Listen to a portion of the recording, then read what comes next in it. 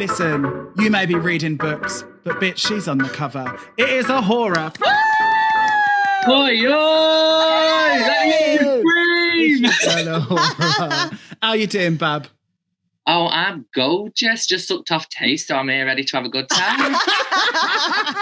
We spoke about this in the pod today. You seem so much more comfortable chatting about this shit. And we love that, like, when you say it, he seems so much more shy. So any of the time, he's just like going red when any sex is mentioned. He's just like, you better cut the cameras down. Just on the BBC, come on. I'm the one there with the takeover accounts making them all. Ship the girls. Erotic fan fiction. I'm the one, my GM's just constantly me messaging OK Magazine for that cover shoot. We were literally saying, like, it seems like none of the girls in the workroom have ever known two people to ever have sex. They were like, tasting a horror. They're looking at each other. But then we do the same on the podcast. Yeah, within like week. I love to hear it because when I listen to your guys' podcast, it's like, what is going on? Everyone's so I'm sorry to say it, the first week I was like, they're in love with each other. In love with each other. You was like, I'm going to call it out. A horse in love with taste. Yeah. In love with a horror. It's banging. Did I make this up, or did your drag name used to be Boy Gorge? No, I was just a club kid. So I used to be called Boy George because my surname is Boy something. Redacted. Yeah. First of all, don't be hiding in her bins trying to come for her. She's not giving you the personal information for a reason. Yeah, so it was like my surname starts with B-O-Y, so then I always flipped my name around, so it was Boy that. An iconic name, if I'm honest. Yeah, and that's also my surname is what my brand is, which is Le Boy, but that's my surname swapped around again. Yeah. She's a queen with the brains. Just wordplay now. Yeah. Now, the main thing we want to know from you is, or from what you told us before, I think the answer is probably a yes, but please tell me that you United King dolls are getting royalties off of this. You better be making some coin. We signed a little sum. We have our entitlements. I mean, it's just part of the deal, you know, girl. When you're the next Mariah Carey, you've got to have some paperwork. Exactly. Yeah, there's a lot of rules, but you know they're in place to make it safe and you know make you a rude girl. I mean, it didn't look very safe when everyone was rushing for all of that lockdown the materials. Where was health and safety? Girl, honestly, like I was literally, someone pulled a sheet. You see, I think it's one of the scenes, someone pulls the sheet underneath me. I just go bang, like to the floor. It was like a war zone. I'm not happy for it. It was horrific. Like I remember, like at one point there was like a big red leather sofa, and I just got a pair of scissors and I was like stabbing it vigorously, like just putting off this leather. I was like, no one's taking this, and I never used it. But you know, that's drama. Would you have, if you had been the person that would have got the extra 15 seconds, would you have taken everything, or would you have been selective? We asked this to each other on the pod today. Thing is, I wouldn't be tactical, because at the end of the day, I want to win because I'm talented, and I want to win because I know how to put it together, not because I'm cheating the game. Mm. And that's that on that. but I'll be honest, you might see some of that coming up very soon. Inside scoop. Inside scoop. I mean, we're at the top 5 now, girls, so I think the games are starting to be played. So literally, even in like this last episode, you can see that like it might have been relaxed at the beginning, but now shit is getting serious. Yeah, shit's getting real. I mean, you saw in that little trailer there on the little teaser for next week, we're not happy with Ellie's decision. So if you're not, it's going to be a good one. Ain't no passes in this game. Exactly, but no, it was. I would definitely just have taken what I needed. But when we walked into the workroom that morning, and I saw the stuff piled up. I saw this giant pink flamingo and all this pinky stuff. And I thought, I want to do like a pink latexy, like a Pink Panther vibe. And that was my first go-to. And I grabbed everything pink, which is what was all under my table, what Taser and jumped on. I went, get off my shit, you hound. Like, I got all that first, and then I went back and got a load of red stuff, and then I was like, I don't want to do any of this. So then I sold all my pink stuff to Ellie Diamond for the chrome thing that I wore as a bra and a belt. Yeah. So I was trading. Nice. Speaking on sister. Wheeler dealer. Now, I don't know whether you've noticed on the podcast, but sometimes we have positive things to say about you. Sometimes it's a bit one-sided. Yeah, we have been incredibly harsh on you, I think. And you will see this week, we are very complimentary. It was a bit embarrassing because we knew we were going to interview you, but it's like, we can't stop gushing about her because she's like, this is her episode, but we can't make it seem like it's a horror show. At one point, I was like, I'm going to have to say something salty. I was like, because she's good in the Regent Challenge. She's given you good talking head. Then she wins the challenge. It was like, every single time we're just like, congrats, girl, congrats. Oh, but that posture though, appalling. Yeah. Oh God, disgusting. Disgusting. One question I need to ask. How was it hearing other queens clapping back in their talking heads now that you know them? Like watching it on TV, was that when people were talking about you, were you like, not today? It's a weird one. It's like sometimes you hear what people like. I've not really experienced anything too bad, but I've realised how impactful someone in their confessional, what they say can actually implement you as an entire person. So like when I first walked into that episode 1, and Tia made the comment of like, oh, I've heard some things about Ahura. From that point, the trolls were just at me, like wanting to know what this one thing was, what it could be, what she's heard about me. And it was just consistent through till probably episode 4 of just trolling, just because she made that one comment. Yeah. And that gave me the whole villain edit just from her saying that one thing. And that set the bar. Do you know what I mean? It's like, it's same again. It's like, I think with Lawrence as well, like when Lawrence made the comment to sister, like about being a dickhead or whatever, that kind of, I think, initiate a bit of like people to then go towards sister. I think, you know, with what happens on the thing, I don't really think you could go in there and be the nicest person ever, but the way other people can portray you through their confessional can really dictate who you are. Do they prepare you for any of that? Like you're about to become world famous, get ready for there to be haters, basically. Yeah, like we all have our own counsellor, what the show provides, who we can talk whenever we want.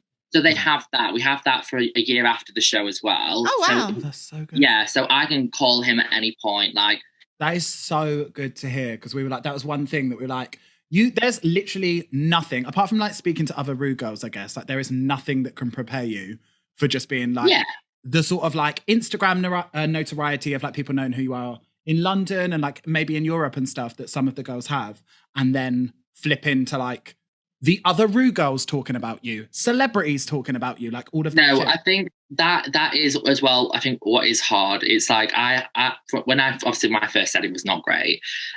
So like people who I've always been like big or good friends with who are Rue girls, they obviously had things to say, and it's like, you know, you girls should understand the process. Like, you know what it's like being there and how it's edited. So if you're to speak out on a Rue girl, like, I think that's me personally. That's something I just wouldn't do now that I've been there and done the process and lived it. It's so easy to see, like, I know these girls, but I also don't know them in the show. Like when I see them on the show, I'm like, that's not who we all know you as.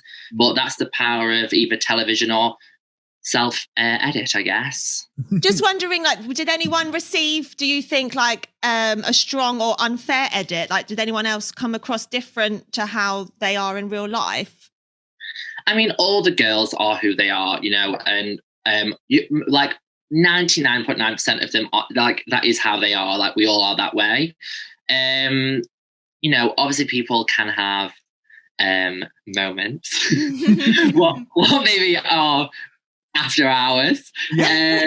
But don't you think the UK one seems so much less produced? Watching it, oh god, yeah, like, you know, it's very free reigns, and you know, there's a lot, you know, nearly everything is what it is. It's not, you know, put on, and like RuPaul the H&M thing, that wasn't set up like that was how it is, as brutal as it was. So like, I think this whole season, like, I think we all went, you know, even if the show was to prepare it or plan it, I don't think they could have ever prepared for what was going to happen, you know, with Ginny, with Veronica getting a coronavirus. And it was just every week, it was a gag. Like when Asina got eliminated, it was like, what the fuck is going on? And when Joe Black went first week, it was like, we were like, okay, this is unpredictable, and it kept getting worse and worse every week. That's the thing.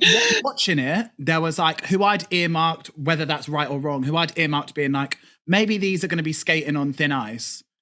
That did not include Joe Black, Cherry Valentine, or Estina. Yeah. So like watching it, Yeah. I mean, you've seen the reaction. People are like, this is the best season of... How does it feel to hear people being like, this is the best season of Drag Race, like since like what it used to be like in season 5 and shit? Like, people are loving it. People, I mean, there's been a lot of people who are like, oh, a horror taste, and Bimini very much like the Bianca Del Rio, Courtney, and Adore kind of thing. Like, we all love it. Like, you know, it comes, I think, with credit to the pandemic. Like, you know, we Give all... her a round of applause. It did something right. Do you know what I mean? Like, the thing is, you know, we all had... I think, you know, we went into the show, and the first 3 episodes are great, but, like, I think it just got really interesting when we all come off the show and had to have that gap, and we all realised how much this opportunity means to us and how much we want to use it to our advantage and do well. And I think that's why when we come back, we all just have blood in our mouth. Do you know what I mean? Like, just ready to just go for it. And I think that's why, like, you know, with the success of UK Hunt, for instance, it comes because everyone's at home with nothing really to do. And the best part of it, for me anyway, even my best part of my week is to watch that show. Yeah, and like, I count down the days, and it's like, you know, and then for a week you're still talking about it, and it feels like 2 days and it's the next one again. I think that's why it's been so successful. I mean, it's also because it's a great cast. It really does everything, and everyone is so different. You know, you would never see it over. I don't think, for me anyway, you'd never find me and Ginny Lemon in the same room ever again. You will now. That's what the gigs are going to be. I mean? And that's the thing. Like, we'll DM each other all the time, and we always WhatsApp, and it's like, in a real world, we would have never crossed paths. Ginny Lemon would never have looked at me and thought, oh, she's going to be a funny girl. And I'd have never looked at Ginny and thought, you know, I'll style her away. You wouldn't see her around a vodka table at Cirque du Soir, no? You know what I mean? Like, it's just, like, that's what I mean. It's like, we just would never have crossed paths. Same with me and Tia, and I think that's why me and Tia butted heads so much, because, you know, we just would never be brought into each other's lives, and that's what the power of the show is. Yeah. Were you aware of the East London Clapham beef? Is this a real thing? We are sitting in basically Dalston in East London right now, and we worked in Clapham for like 5 years. I've never heard of it ever in my life. No, and it's like, and also the whole thing with Sister, when she was like, Battle of the Dancers. When the hell has it ever been like the Battle of the Dance? Like, since when was that a thing? Like, you know what I mean? It's like, it was, I don't know. It's just, I've heard some very new comparisons this season as to who's against. So, but I think even when like me and Taste was there, like, me and Taste went into it, and as soon as we got there, we were like, there's going to be a point at some point they're going to try and put us against each other. And I think as much as they tried it, like, they never wanted the fashion girls to be like close, like me, Bimini, and Taste. But it was like, girls, we just need to stick to this and do our own thing. And I think we kind of become the mean girls. You know what I mean? Because everyone wanted to like have us lot fighting, but it ended up being us just fighting them. Yeah, true.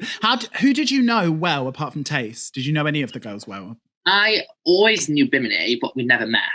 Yeah. So me and Bimini had never seen each other in person. I'd crossed paths like in the street, but like, I'd never actually hung out with her or like got to know her.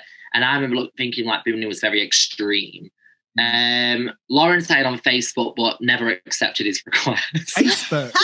Wow. What year is this? And I never had followed him back. And then Ellie Diamond, I remember when we got out the show and I got my phone back, and I remember like going to like message Ellie Diamond and then looking, and I'd got loads of messages where she's like, "You're gorgeous, you're pretty," like, and I was like, "Oh, Ellie Diamond's a fan." I always thought Ellie Diamond was an AFAB queen. For some reason, I was like, I thought, like, after Ellie Diamond, I thought she was like, I think it's Zodi. Yeah, I was like, I remember seeing Ellie at Drag World, and I was like, Ellie's a girl who does drag, and that's what I thought she was, and well, she's not. The face is too soft and gorgeous. It's like, yes, every single week on the podcast, we're like, if we critique anything, if we like say anything like even slightly negative, then we're like, but the face, just like the most. She is impeccable makeup. Like, we'll all be getting ready, and I would turn around after like half an hour, and I've only just got like, you know, one base on. Ellie Diamond will have like full face on. I mean, Joe Black would have his beat on in half an hour, like fully done.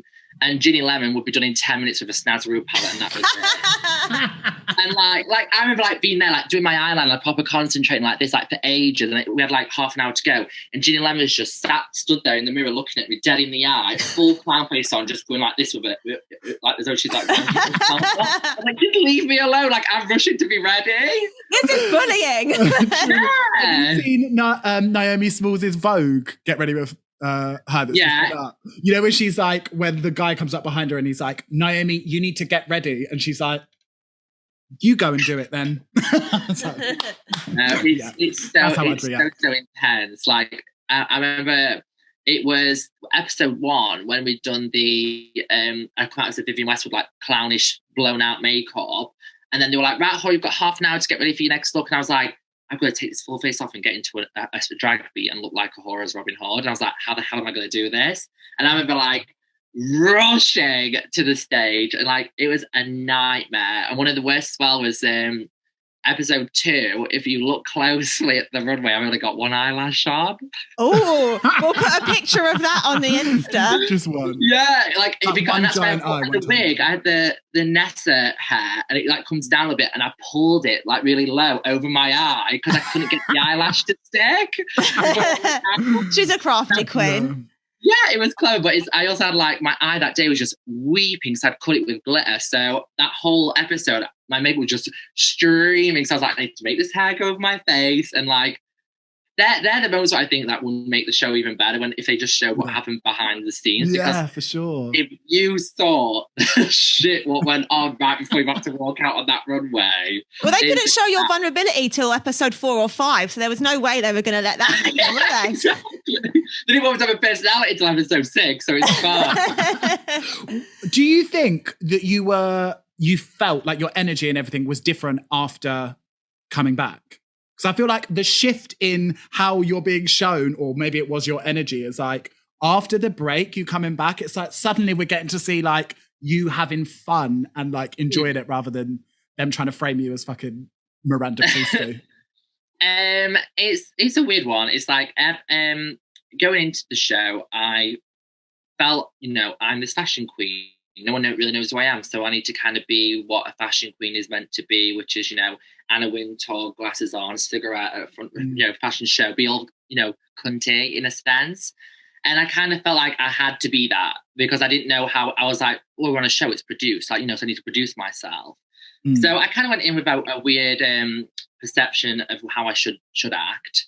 And I think it was only when I left the show and had the lockdown break, I sat there and like, obviously we live in taste and stuff. I was like, I just want to go in there and just enjoy it because I feel like I'm trying to be what I think people would enjoy. Yeah. And if I hadn't done that, it would have been totally different. I think when I did the Essex Girl and I was funny and everyone really like loved it, I was like, that's just me finally like being myself, and people are more in love with that than me trying to be this thing I think they want me to be. Does that make sense? Everyone always says it, don't they? Just be yourself, but like it's so hard to just listen. Hard to. It's like, yeah, and like it's like when I first walked into that workroom, like I was rushing because I was like had to get to set straight away because I was the last one to walk in, and then like my bows on my heels had fell off, and I was having to sprint, and then I literally that's when I walk out, I'm like, click bitch, really quick, but like I was like out of breath because how quick I had to get there, and then the thing is, I'd done it, and when I did it, I said it as in an American accent. Like if you listen, I'm like click bitch, like really American. I'm like, oh my god, I'm literally pretending I'm on Drag Race, even though I am cosplaying as a Drag Race contestant on Drag Race. You know what I mean? And that's the thing is, it's so hard to be natural when you've got like 50 cameras around you and everyone's just how they are. I would feel so self-conscious, like I was editing myself, and I think that's maybe the difference. When you come back, you just seem like you're like, I just got to show him now. Like there seems so much like ease in you, which is and it's as well like when I had a moment with Rupaul, which was the week, I think it was like episode 6 maybe, when I was like sat and I started crying with I had this big hat on. That moment was about actually an hour long. Like me literally, I was like on the floor, like crying. And RuPaul was like, you are amazing. Like you are, like we had a full heart to heart. And it was a lot more intense because it was about my abusive relationship prior to Drag Race. So it was a big moment, but I think they just didn't want to consume my story of the whole episode. Like a 4-hour episode. Yeah, and just a horror's life story. And and it was all that. So, and that when we finished that, the camera stopped rolling, and RuPaul just like said to everyone, he was like, "Wow, I'm just so proud of Baby George." And I was just, and in that moment, then I was like, I just feel like I can just do anything now. And that's when that was the week after then when I did the sewing challenge, and I just was like, just going for it. Like I just put my full balls, I guess, and did it. You know what I mean? Was there other looks that when you returned weren't used, that you've got like suitcases of looks that you've prepared from? You're given like a full list of like all the runways you need to prepare, right? Yeah, I mean, we had a huge amount of looks to get ready in 3 weeks. But obviously if the season was to come out on time, Monster Mashup would have aired Halloween, meaning the finale will have been Christmas. So originally, those Christmas promo looks we all did were our Christmas finale looks. Oh, really? What were you with the like wig going around the eye and stuff? No, like the one where I had like the pin curls in a big beehive, and I had a big rapper dress, and I was coming out of it like this. Yeah. It was that look that was meant to be off, and they were meant to be our finale Christmas looks, and we had to have them turn into a dance costume. So that for the finale dance number, what you all do. So we was going to do a Christmas song with RuPaul, I think it was. But does that mean your top 4, top 3, top finale? No, that's just something that everyone had to bring. Okay. So it's just one of the requirements. That was the original thing, but like obviously when we came back, it wasn't going to air at Christmas, so they've changed the concept for the finale. So then we had to just bring another look, but luckily they didn't scrap the Christmas looks we already made, so we got to use them for the Christmas campaigns and stuff. How much were your looks were you able to take from things you already had in your wardrobe, or was everything built from the grounds up? Nothing, because I never wear anything twice. She is a fashion queen. She's a fashion queen. Missy Elliott. So I was adamant. I think the only thing I ever wore twice was the costume I wore for Louis Spencer. I did the reveal. That was a dance costume I had for years. Yeah. Robbed, by the way. Absolutely robbed. Don't get us started. Yeah, let's forget Louis. And then, I think everything else was... Hang on. Has Louis Spence reached out to you? No. I hate her. Rude. No, I know, right? But it is what it is. I mean, I'm sure he will one day, call me for Pineapple Dance Studios, and I'll give him a 1-2 cake or something. But I don't know. No, I didn't hear anything. But my original was Katie Price, and I'm now pissed that I didn't do it. Oh, I don't understand why they don't have 2 people doing the same thing on Snatch Game. It'd be so good. It's like originally I was doing my original. I auditioned with Katie Price and Cock Destroyers. Yeah. But then they told me I couldn't do Cock Destroyers because it had just happened on Canada or Holland, something like that. Oh, yeah. So I changed it. I was like, okay, I'm going to do Katie Price, then Amy Childs, and then my backup will be Louis Spence. So I patched the 3. The episode 3 comes up. Oh, you're going to be an Essex girl, showing you how to be glam on a budget with big tits. And I was like, so that's basically Kate Price and Amy Childs. You know what I mean? Right. A mixture of both. Brilliant. Yeah, so then when that happened, and Bimini was originally, I think she was going to be, Ab Fab with the big blonde hair. And Patsy. Patsy. That was Bimini's original. So I was like, okay, you're Patsy, I'll be Katie. That's fine. Like, cool. We could probably have a bit of banter or something with that. And then it come to Snatch, and I was like, I can't do an Essex girl again. I'm going to get red for Phil. So... damn shit was. But it was so you probably heard on the podcast, so robbed. You were not given your adequate flowers for that. It's really hard because it's like sometimes I'm there and like you think you've got it, like, and you really think you've got it. Like that Essex girl week, I was like, this is my week. Like I've really got this, and then they just ripped me apart for the runway. Like when I've been stood there, and they were just so brutal, like so brutal. And the producer even said to us, like, when you come back out on the stage, do not wear the wig because you just don't look like you're in the theme. So I stood there and I critiqued without the wig on. No offense. That was our favorite thing. We were absolutely crying because we were like, basically, it'll be whatever. If RuPaul was like, yeah, like I like the wig or whatever, cool. We were like, please, one of the judges be like, I don't like the wig. We were like, that's much better press for us to use. That would be our slogan for all the merch. We were like, Michelle Visage says it's shit. But then the fact that like he was like, it'd be better if you took the wig off, we were like, yes. Oh, Taste is here. Oh. Hey. I had to, gorgeous. Hello. I had I just a little something downstairs. Hello. No, I'm just interrupted that by Sorry, I'll see you later. See you later. Bye. Just dashing into the screen, look. If you could go back in time and walk any show from iconic fashion history, what would it be?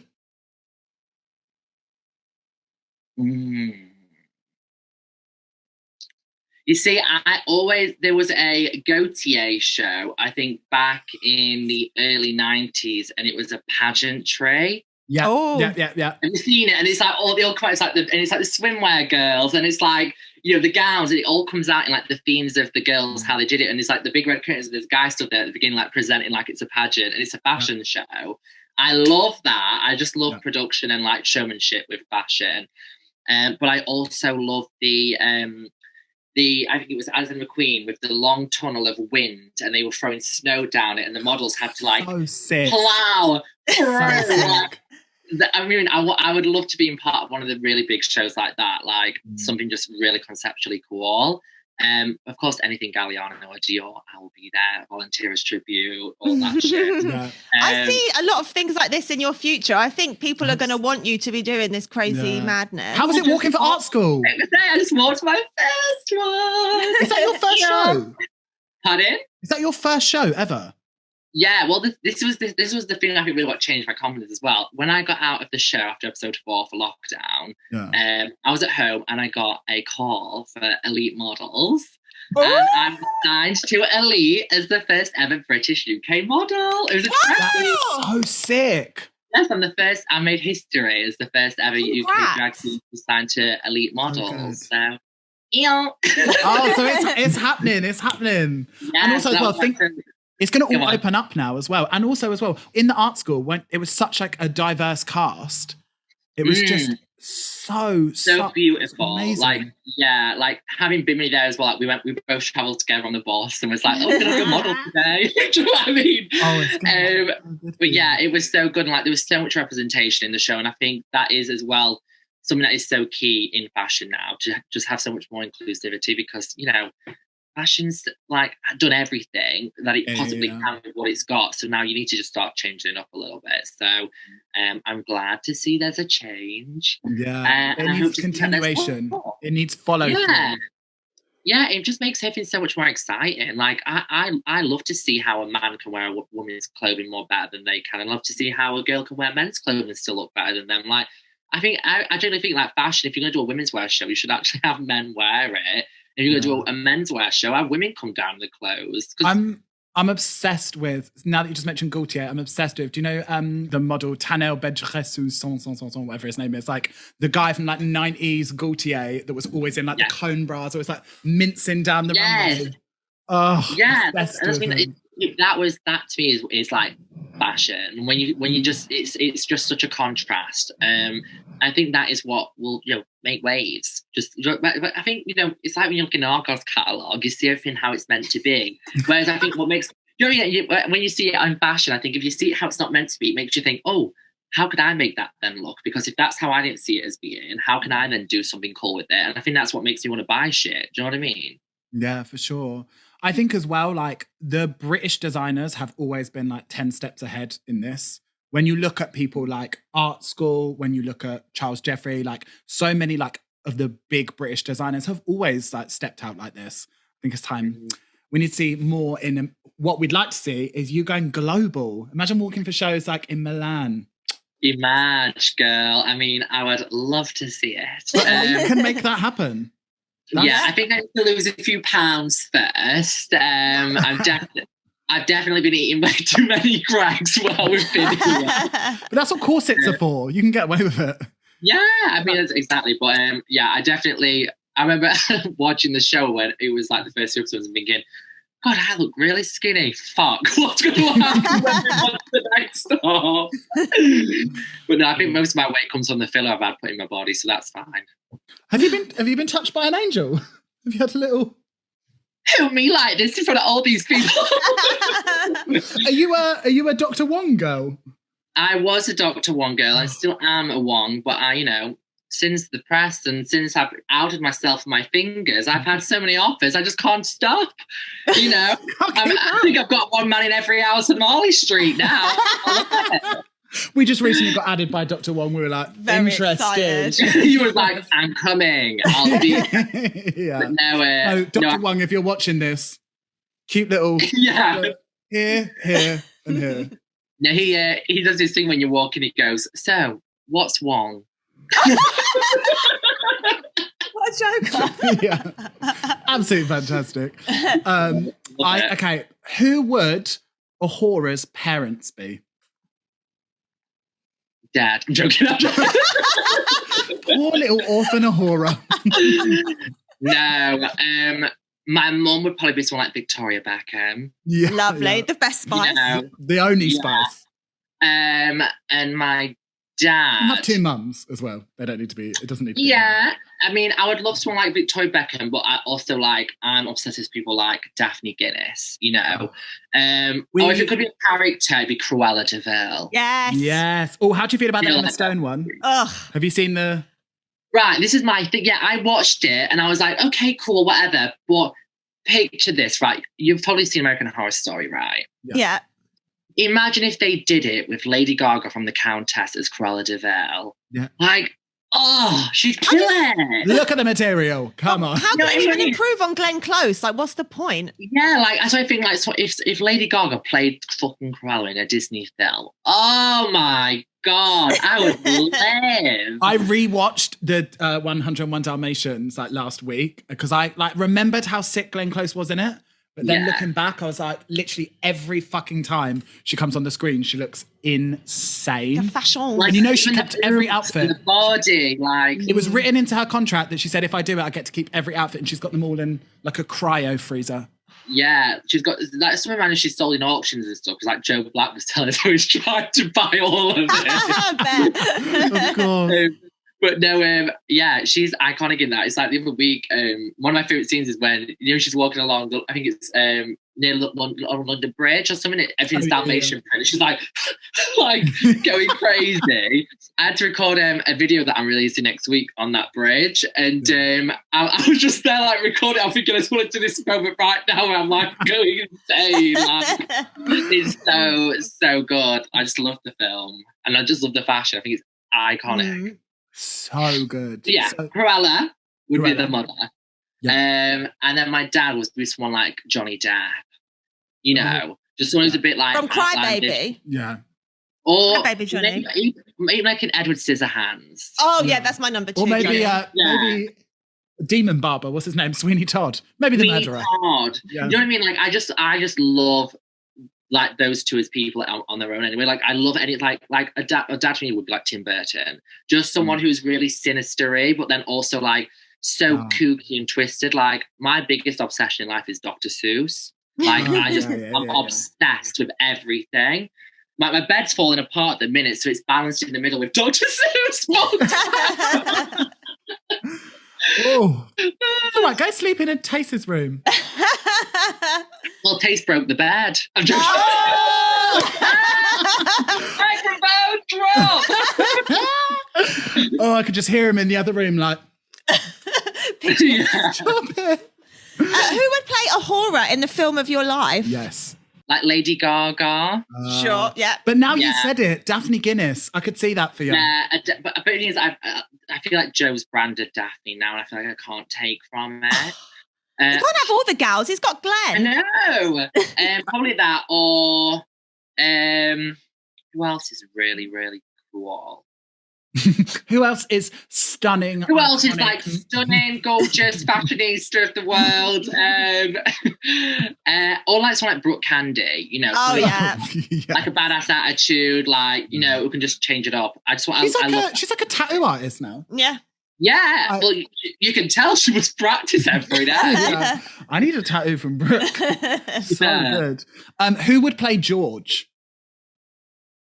Ooh, I'm going to give a shout out to my good friend Max Harwood, who's just now been cast for the leading Jamie. Yes. Yes. We text all the time. Like, he is amazing at what he does, and he's such a sweet person. Yeah. And he's adorable. So yeah, fitting. Just so lovable. No. Like I can really imagine. Yeah, definitely him, because I think, you know, he's just got the right attitude, and like also someone who's queer in our industry and who's young and stuff. I think Are you gay? Representation. Duh. I feel uncomfortable. Cut the chat. Tell us about your best London nightlife memory. Because we're gals of the night. Okay. So I had been doing drag 2 weeks at this point. Yeah. And I got an invite to go to the Burberry X Vivienne Westwood collaboration at this big venue in London. And I got invited through Jodie Harsh. So I was like, fuck, like, I'm only doing drag 2 weeks and they want me to be in drag. And there was like, we need a name for the list. And I didn't know, I was like, I haven't got a drag name. So that was the first time I ever put on the list a horror. Yeah. So that kind of like birthed my name at the same time. I was just like, because originally it was a whore, and I thought, no, it just sounds weird. So I was like, more continental. Yeah. Make it more French. A horror. So I put that on the list, and I got there, and I was just walking around, and I remember like we had to go for like a bit of a rave pit because I was with Goffy Candle at the time, and we saw Violet Chachki. And she was like, she gave Goffy the dirtiest stare because Goffy had copied the hair with the, the roll fringe and the high pony. Yeah. So there was all that, and then it was a camp night though. But then at the end, I was at the bar and Miley Cyrus was there, and I was like, no, not this. And I freaked out, and I was like, I just want to say like, I love you and I'm obsessed with you. And she's like, girl, let's get a photo, blah blah blah. So we had this photo together. And I had this big curly afro-y hair. It's like an Xtina wig, like old school, like Moulin Rouge. And as I pulled away, all of Miley's earring piercings, all the ones she's got like stacked in her ear, got tangled in my wig, and we were stuck together.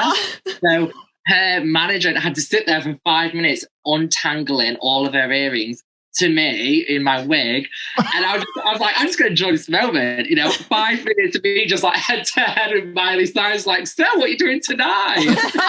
Who does your makeup? Would you ever need a new artist? Yeah. That night she, because then after that she was like, I'm going to perform at Heaven tonight with Mark Ronson for my new track, Nothing Breaks Like a Heart Wherever It Were. Yeah.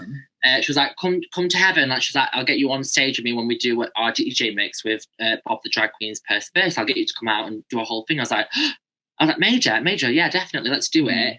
And I got to Heaven. The queue was massive because it was for Miley Cyrus. So I got to the front and just said, look, can I, I met Miley tonight. She wanted to perform there. And they were like, yeah, nice try. Did not let me in.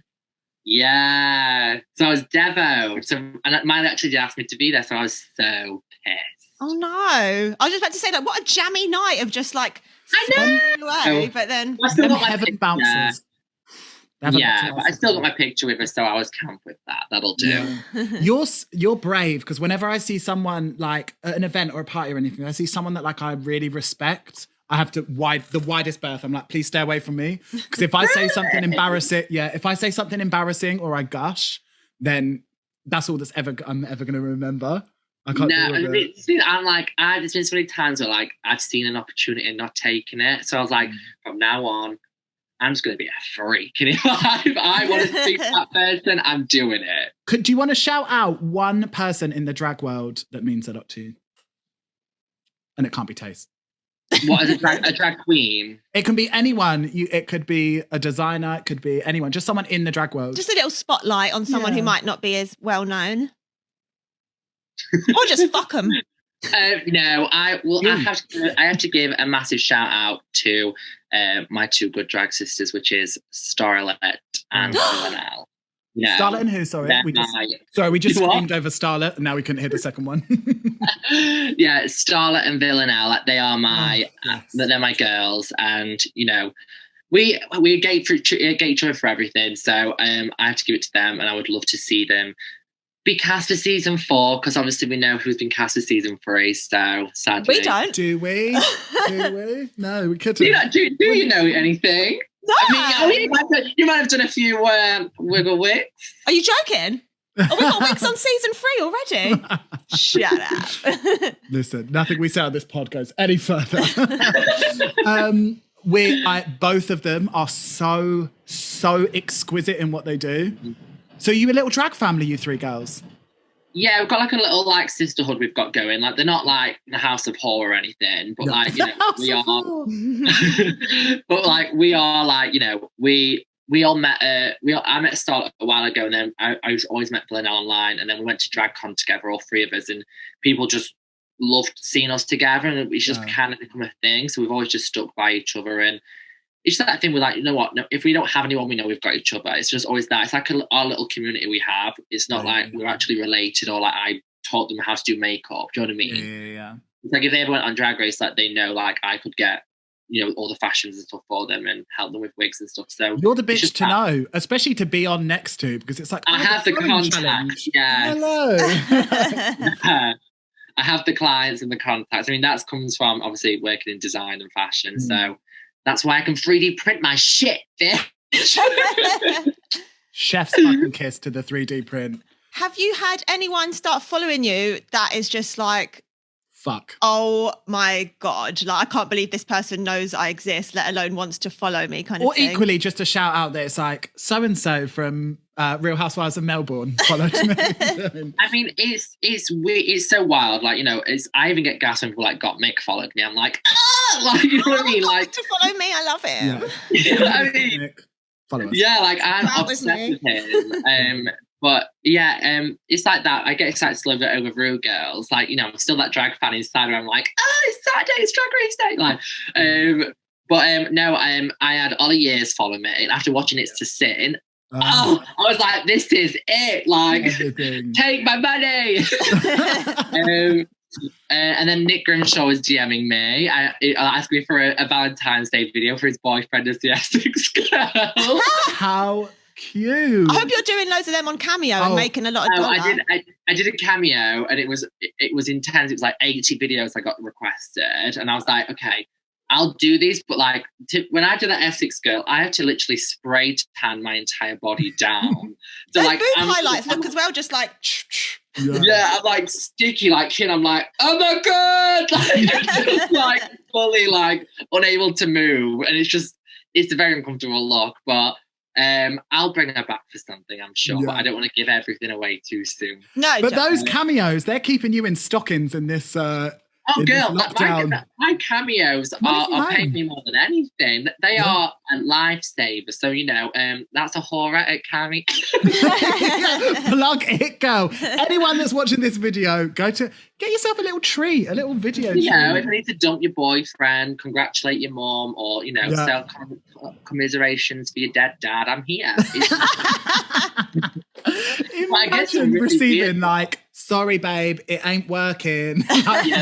Love a horror. I'll be like, motherfucker. Like some of them are so weird. Like one of them was like, can you like do the whole of UK hunt but with your toes? What? Like lip sync the dance so like move? Be like this, like okay, hon. Not the foot fetish people. Yeah, and then I had like one which was like, can you do like a babe station section, just like you in your room, like as the Essex girl? And I was like, I get this, but then you know, I've been like, I don't know where this is going. Like, am I going to actually see this online selling shit? Like, and then you know, then you got obviously get the one where it's just like, I just love you, so just spend 2 minutes doing whatever you want to do. So I just sit there like, so I'm all right. Yeah, just like, so great day, great weather. But no, I love it. It like I said, it pays the bills, and it's a great income. Just sit there and do nothing. Truly. Are you going to be branching out into any other mediums? Are we going to see a lovely sort of a horror YouTube channel?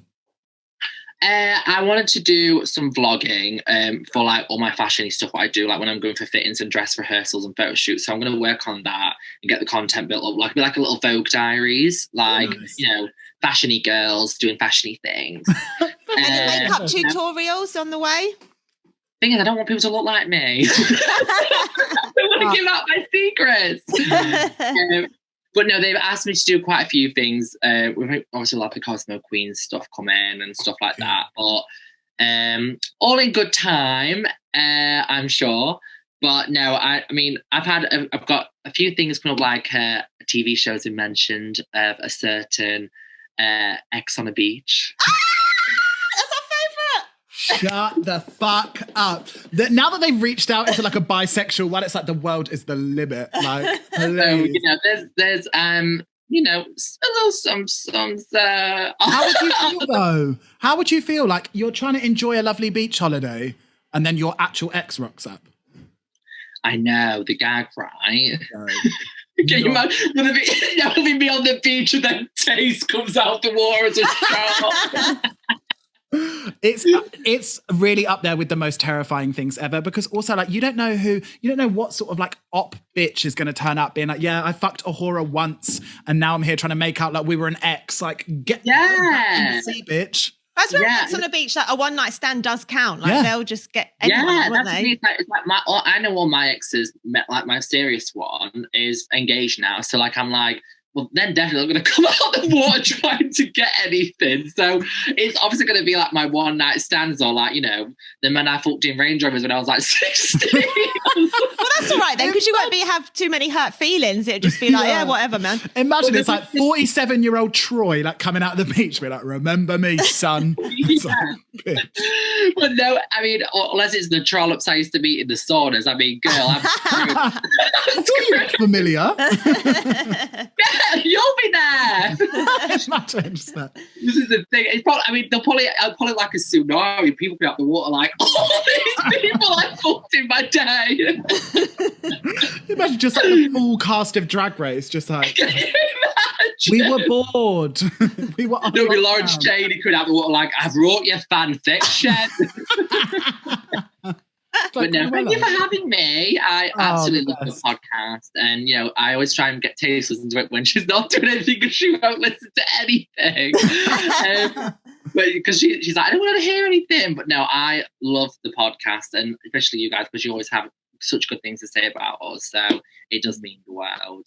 I think your podcast and who's the other one I was? Oh, The Chop with Latrice and Manila. They're my two favourites. Oh, thank you, Angel. No, I love it. I love to see it. Well, we can't wait to see what you do in the rest of it. There's not much left. There's 3 episodes. I don't want it to be over. I know. Look, either you're going to win or you're going to be asked back for All Stars. So if they did ask you back for All Stars, would you go? I'm not going to do an All Stars, but I'm definitely going to do an Internationals if that's, you know. That's what they need to do. We need to be Hang on, she's not going to do All Stars, so maybe that means that she is the winner. I mean, I don't know. Let's not get too overexcited. No. But have you heard the thing about the International? Yeah. The International All Stars? Yeah, the International gal. Is that sometime soon? 6. We don't know. You've given us too much intel already. We're gonna put this video up and like within seconds. It's like this has been flagged. The lawyers of Drag Race. The lawyers of Drag Race just like in our inbox. Like, please. So yeah, thank you so much, and we can't wait to see on the rest of it. And thank you. And I hope that you can enjoy the rest of the show because it is great. So yeah, we will. Of course. And just, lots of love, Angel. Bye. And good luck for the rest of the show. Thank you.